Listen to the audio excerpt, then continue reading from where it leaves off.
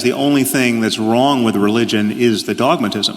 You know, there's this great quote from Steven Weinberg, that being, with or without religion, you would have good people doing good things and bad people doing bad things. But if you want a good person to do a bad thing, that takes religion. Hey everybody, I'm Adam, and this is Think Club. I very much despise post hoc reasoning. Post hoc reasoning is when you believe something, say that the world would be a better place without religion, and then you proceed to evaluate all evidence in a manner of, does it prove this thing that I want to believe?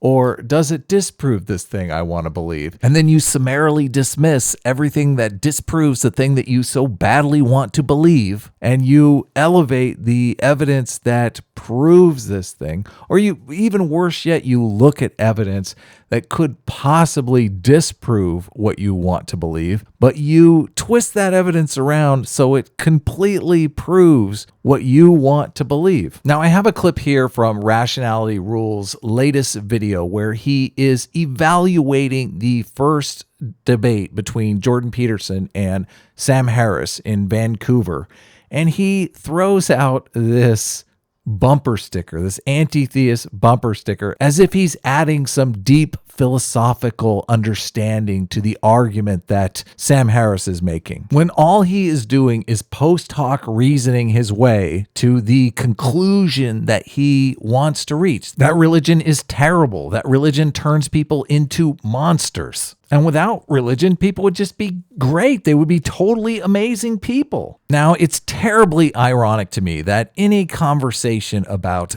dogma, how dogma is this blight on humanity, the only thing that's wrong with religion is the dogmatism. Rationality Rules likes to throw in this piece of anti-theist dogma that has been disproven on so many levels scientifically that it's baffling that he doesn't recognize this. This is a piece of anti-theist dogma that needs to die. Religions are not a failed science. Religions did not evolve to show us how the world factually, scientifically exists. Religions evolved as a mechanism to restrain human animalistic behavior. The same things that anti-theists are constantly complaining about are why religions evolved. They evolved to constrain behavior, bad behavior. Religions evolved to turn selfish, egotistical, thieving, stealing, murderous, adulterous, bad people into good, selfless cooperators. They evolved to turn bad people into good people. Now, I'm going to play a short, very short clip from the audiobook The Righteous Mind, where Jonathan Haidt talks about this. And Jonathan Haidt references a million studies. Well, maybe not a million, but he references dozens and dozens of evidence-based scientific studies to support his arguments. Nothing comes out of Jonathan Haidt's mouth that he doesn't have some sort of tangible, physical, scientific evidence to support.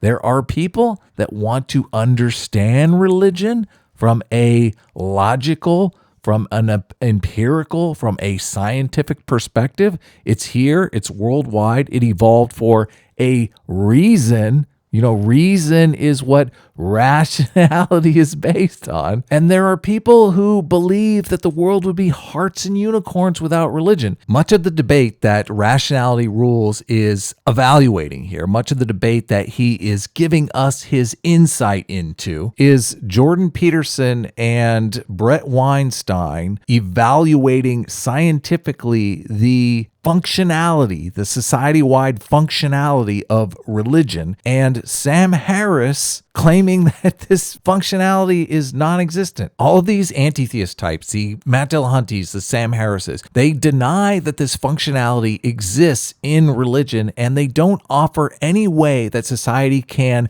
achieve the functionality of religion without this religious structure. So here's a clip from Jonathan Haidt. A better story. Byproducts, then cultural group selection. Scientists who are not on the New Atheist team have been far more willing to say that religion might be an adaptation. That is, it might have evolved because it conferred benefits on individuals or groups. The anthropologists Scott Atran and Joe Henrich recently published a paper that tells a more nuanced story about the evolution of religiosity, one that is consistent with a broader set of empirical findings.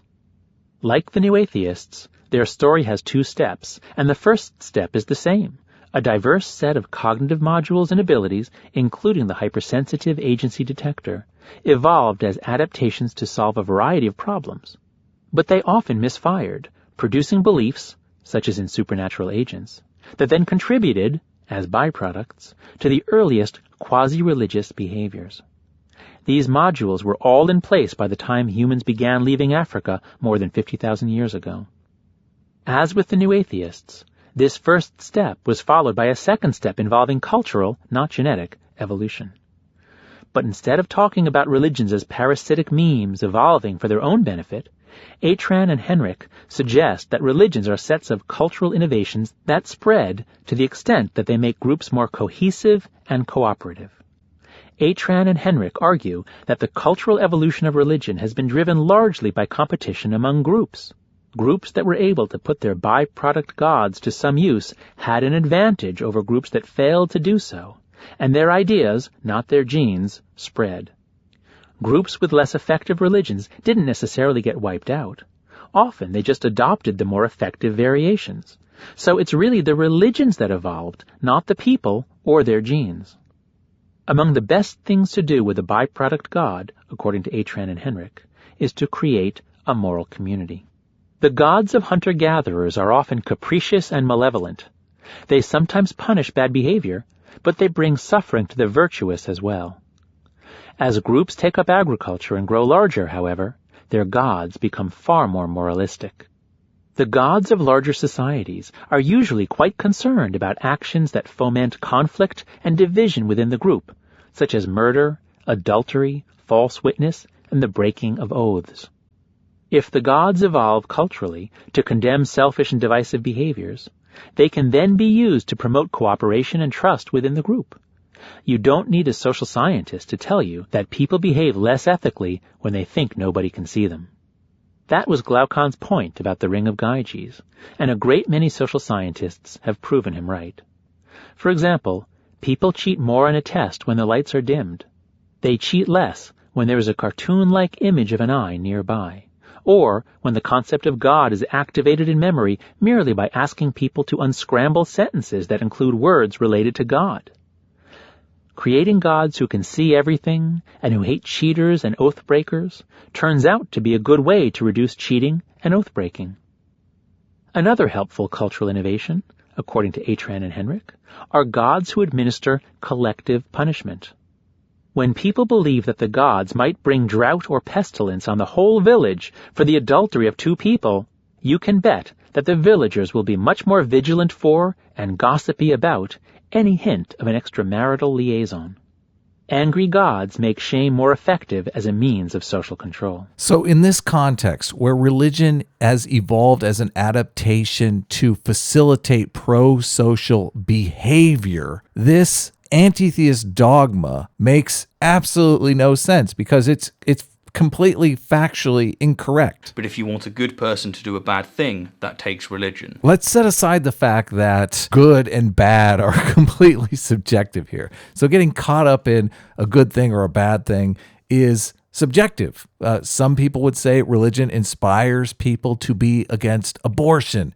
And some people think abortion is bad. And some people think abortion is good. So it's subjective whether or not religion promotes good behavior or bad behavior. That is in the eye of the beholder. The thing that we can say is that religion promotes adaptive behavior. And I think it doesn't take a rocket science to realize that abortion is probably not adaptive. So the side of the equation that is against abortion, the religious people, are participating in an adaptive behavior simply by being against abortion.